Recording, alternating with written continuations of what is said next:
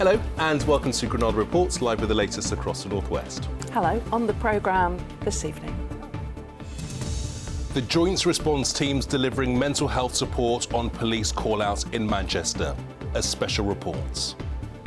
People who are in crisis can't help it, and I personally would much rather than ring and ask for support than struggle in silence. The latest on the infected blood scandal. Could new compensation payments be on the way for families affected by the worst treatment disaster ever in the NHS? Pounding the pavements for a good cause, 7-year-old Harvey Goodman joins us in the studio after raising thousands for charity. The machines are taking over. Why these little robots are now a familiar sight on the streets of Sale. And a very different day for us today. Lots of clouds around, rain spreading its way in from the west, lingering overnight, but there's better news as we head towards the Easter weekend. I'll have your forecast later.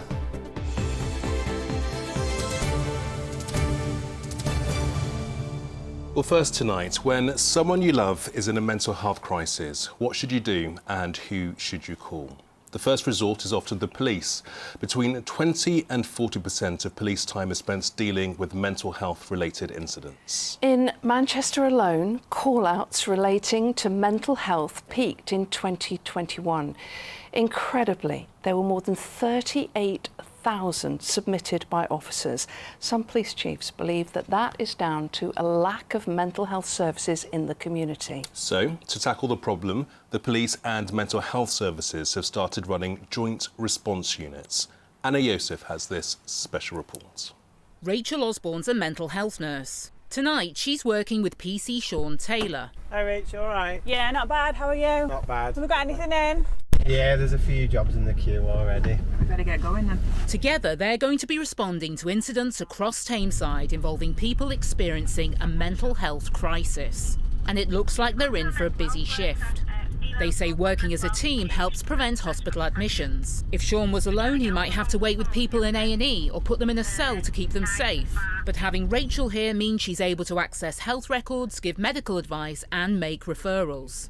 The first call-out's a welfare check for a woman in her 30s, but first they need to find her. When did you last speak to her? There's somebody at that door. My name's Rachel. I'm a mental health nurse. I'm working with the police tonight. We've had a telephone call about a concern for welfare. Are you working with any services at the moment? How are you feeling? Like you need drink? Have you any idea why you think we could have been called? The team spends 2 hours carrying out an assessment with concerns about the woman's physical health. They call an ambulance. There potentially was some underlying mental health concerns there, but ultimately until we get her the emergency care and attention that she needs at the ED, it's not something we can offer a triage to. So priority is physical health, and then I can ring ahead now to my colleagues in the A&E department and express that she may need a mental health assessment once the medical doctors have worked with her. Have you got the mail's details, please? Back in the van and the team receives another call. The service operates 7 days a week from 5 p.m. to 1 a.m. It sounds like it's relentless.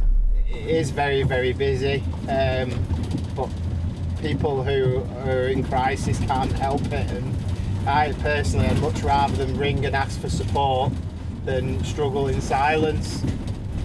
The next case is a man in his 50s with a history of mental health issues who's been self-harming. A paramedic briefs Rachel. We've been called out by the wife's carers because he's been explained to me smashing his head off the back of the front door, burning himself with cigarette butts. 1 minute he'll be nice and calm, next minute he'll be like shouting at his wife, shouting at us. So obviously that's why the police are here with us. The man's in a bad state physically but refusing to go to hospital. He's assessed and taken to A&E under the Capacity Act. To an outsider, it looks like there is a huge number of people here now. There's a big pull on resources. There are some markers on this gentleman's record that would cause some alarm for the police officer attending that they may need more than one of them here. We don't deploy resources unnecessarily due to the demand, but you can see how seriously we do take calls, and we don't shy away from deploying that resource if we suspect it's required. Sierra 1419. And the calls keep on coming. We're now in Hattersley. It's about 11 o'clock and the team have been called to report of a young woman who's got a history of self-harming. They have spoken to her mum, who has real concerns about her daughter. Apparently she's drunk quite a lot tonight, so they're going to be going to her address to do a welfare check. The team stay there for just under an hour. She's okay, yeah. We've seen her safe and well. Although she's got previous for self-harm, in this instance she hasn't indicated that she's got any intentions of doing that at the minute.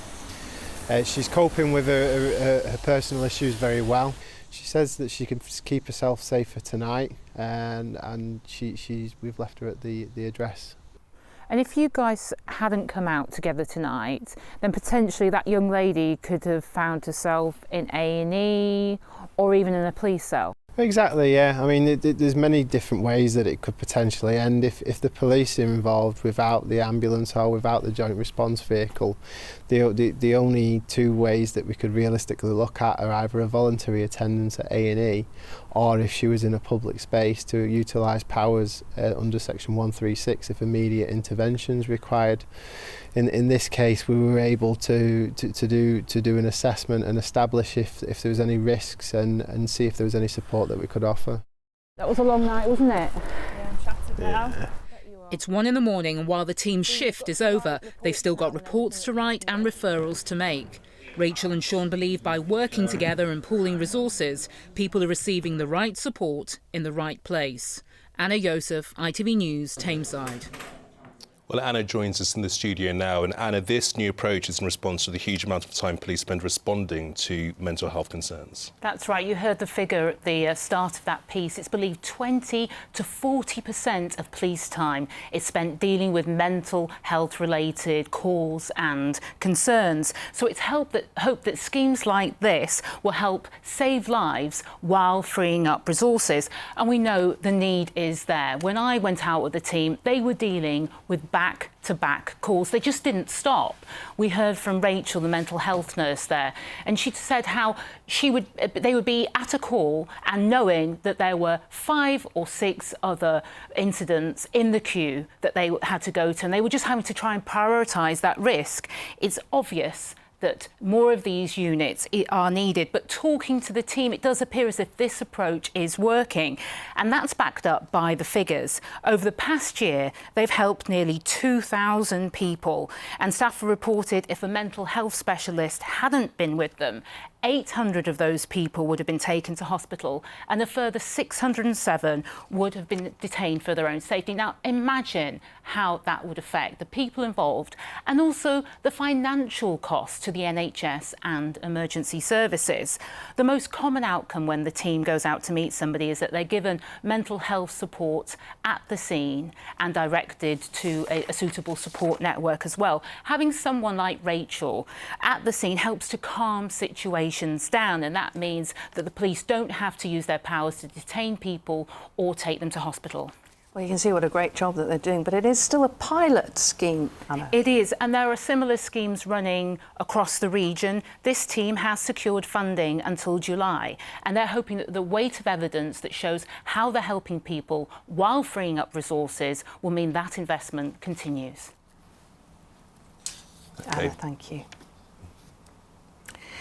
Well, next up, a new report says families of those caught up in the infected blood scandal could be in line for compensation. Yes, thousands of people were infected with HIV and hepatitis C from contaminated blood products in the 1970s and 80s. It's since been described as the worst treatment disaster in the history of the NHS. Last year it was announced that only those affected and their spouses would receive a payout of £100,000. Well, today, the chair of the long-running inquiry called on the government to extend that compensation to siblings and parents of those who lost their lives. Tim Scott reports.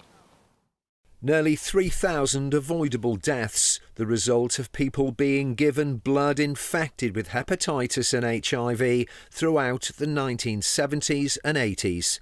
Others were infected after being exposed to tainted blood through transfusions or after childbirth. An inquiry into the scandal was set up in 2018. It's led to interim payments of around £400 million to those who were infected and bereaved partners of those who've died. And today the inquiry's chair announced that parents and children who suffered bereavements previously ineligible for compensation should now also be compensated. They'll receive £100,000. Today, I recommend that this compensation scheme should be set up now. It should begin work this year. I'm also recommending further interim compensation payments to recognise the deaths of people who have so far gone unrecognised, as I believe this is necessary to alleviate immediate suffering. Amongst campaigners celebrating in London today was Nicola Lee from Chorley. She contracted hepatitis C from infected blood transfusions. She's happy that the compensation scheme will now be widened. It's something we've really asked for, is that the people who weren't involved before, the parents of children, the children of parents of bereaved, are going to be included. I think that we all felt very guilty that they weren't included last October when we got our interim payment. I think it's really, really important that those bereaved families should receive an interim payment. But of course it is just a recommendation, and what's really important now is that the government actually act on that. A government spokesperson said the infected blood scandal should never have happened. We thank the chair and the inquiry team for this detailed interim report, and the government is continuing preparations for responding to the final report when it is published. Tim Scott, ITV News. A petition calling for a statue of Paul O'Grady to be put up in Birkenhead has now passed 100,000 signatures. The much-loved comedian died last week at the age of 67. That petition passed the milestone just 5 days after it was launched. Well, next tonight, to the young man who's been putting in the legwork for a very good cause. 7-year-old Harvey Goodman has been winning hearts all across the northwest by walking 40 miles from Alder Hey Hospital to his favourite football ground, Old Trafford. Harvey, who's from Warrington, was given a hero's welcome when he arrived, made even more special by the fact he'd also more than doubled his fundraising target. Thanks to Harvey's efforts, more than £23,000 will be gifted to Alder Hey, where Harvey's cousin Zach has been having treatment for cancer. A short time ago, Harvey and his very proud mum, Naomi, came in to tell us all about it. It was easy at the first part, then it got starting harder, but I knew I had to do it, so I kept on going. And what was the best part of it? The best part of the walk was my friends coming on it.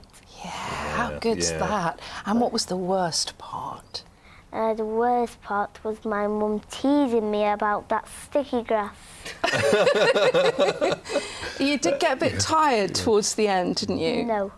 Yeah. No. Mum, it was quite tiring, wasn't it? It was. About 35 miles, I think. A cry for ice cream came with when the legs started to get tired, but it definitely perked him up and he managed to carry on. And what about the response that you got from people along the way? That must have been quite something. Yeah, people that joined the walk, people that have donated, the whole of, you know, the Northwest have kind of really come together with this to support Harvey, and it's incredible. The initial target was £5,000 and you've surpassed £20,000. Yeah. Did you ever in your wildest dreams think that you were going to achieve that sum of money? Not a chance. I think when we set a target of 5,000, we thought, you know, it'd be great if we could raise £5,000. And then we surpassed that very quickly, and then we upped the target to 10,000, and we thought, you know, let's aim high. We passed 10,000 and now we're over £23,000, which is, you know, incredible.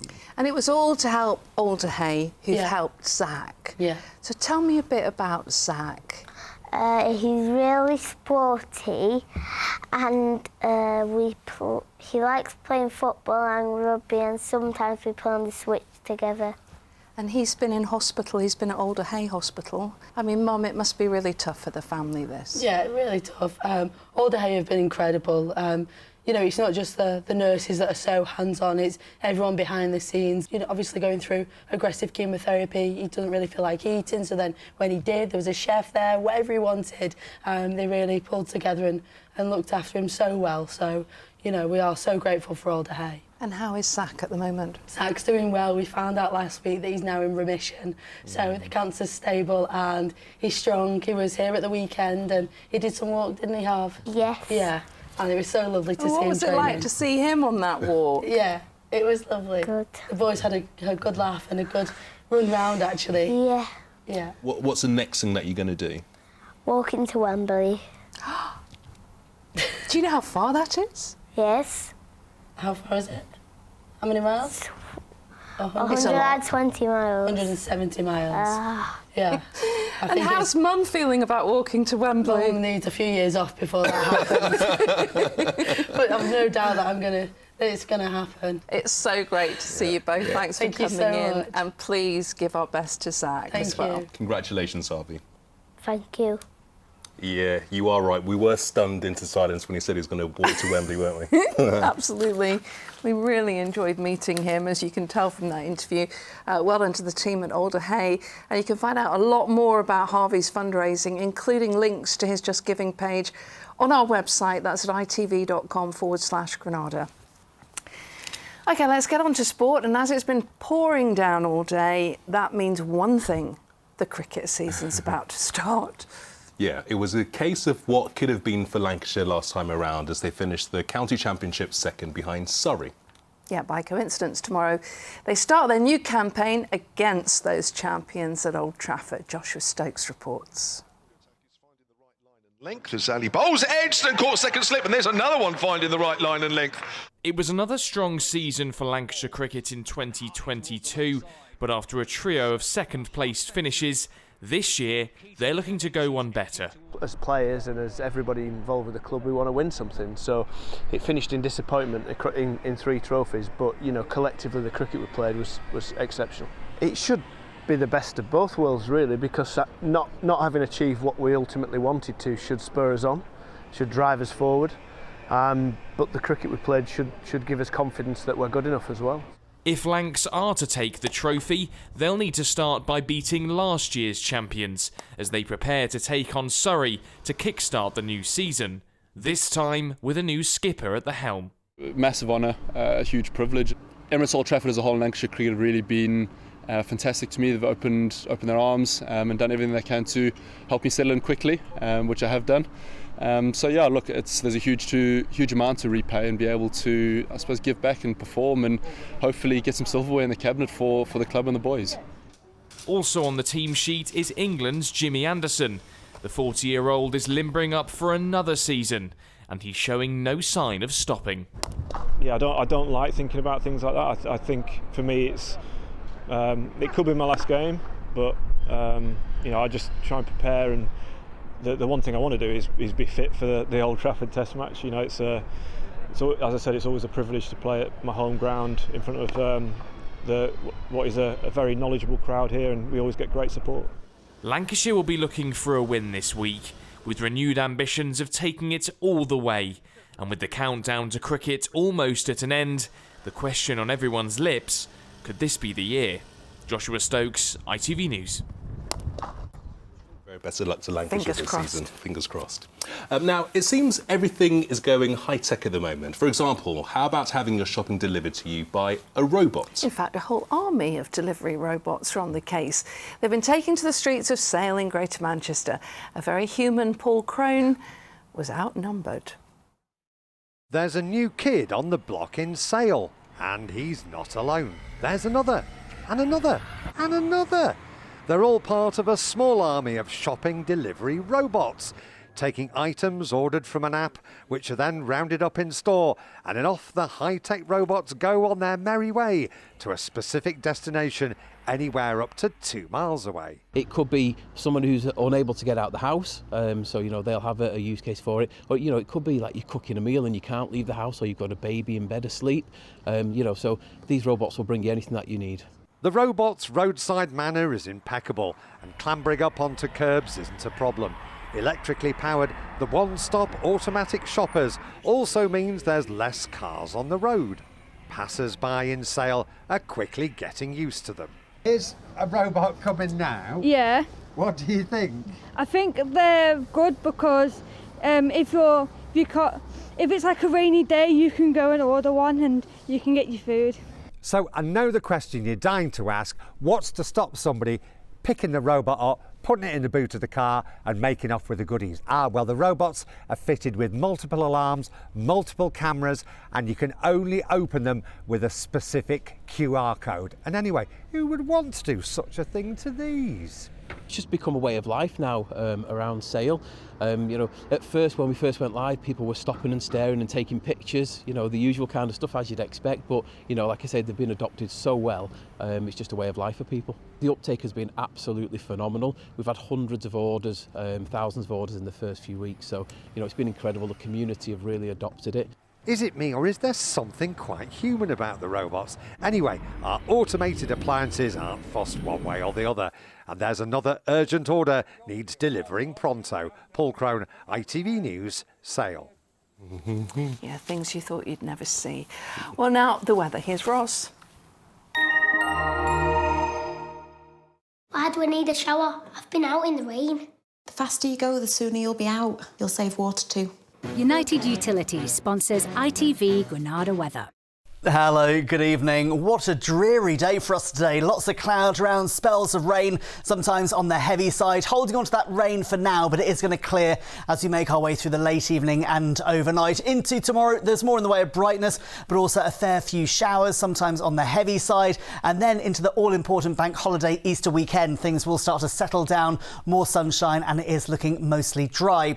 At the moment, this area of rain moving its way in from the west, clearing out towards the east over the next few hours. Still for now, that flow coming in from the west as we head through Thursday, but into Good Friday, it's high pressure building in these calmer conditions, lighter winds, as I say, more sunshine, and in the sunshine, actually temperatures not feeling too bad at all. But back to the here and now, as we head through the late evening and overnight, the rain is starting to fragment, gradually clearing away. Behind that, quite a legacy of cloud left behind, murky conditions certainly over higher routes. And thanks to that cloud cover, temperatures holding up, not too far off our daytime highs from today, overnight lows around 7 or 8 degrees. So into tomorrow morning, we've got a head start for the temperatures. Yes, we do have a fair few showers around. Sometimes these are merging together, forming longer spells of rain. But in between, certainly as we head into the afternoon, we are seeing some brighter breaks developing, temperatures hitting highs around 10 or 11 degrees. Through Thursday and into Friday, here's where we start to see that change as the area of high pressure builds in. The showers will disappear. Clearer skies taking us overnight, a chillier start as we head into Good Friday, but plenty of sunshine around. Holding on to that sunshine as we head through Saturday and Sunday as well, peaking at temperatures of 15 degrees. United Utilities sponsors ITV Granada weather. Right, so this is the point when Gamal's ice-cold beer was supposed to arrive by robot. Where is it? Sadly, it's not here. Couldn't manage the stairs, I don't think. Sorry about A fan of the idea of a robot dropping off your shopping outside your house? I don't know, not Yeah. sure. Let's World's see. gone mad. Good night. Bye-bye.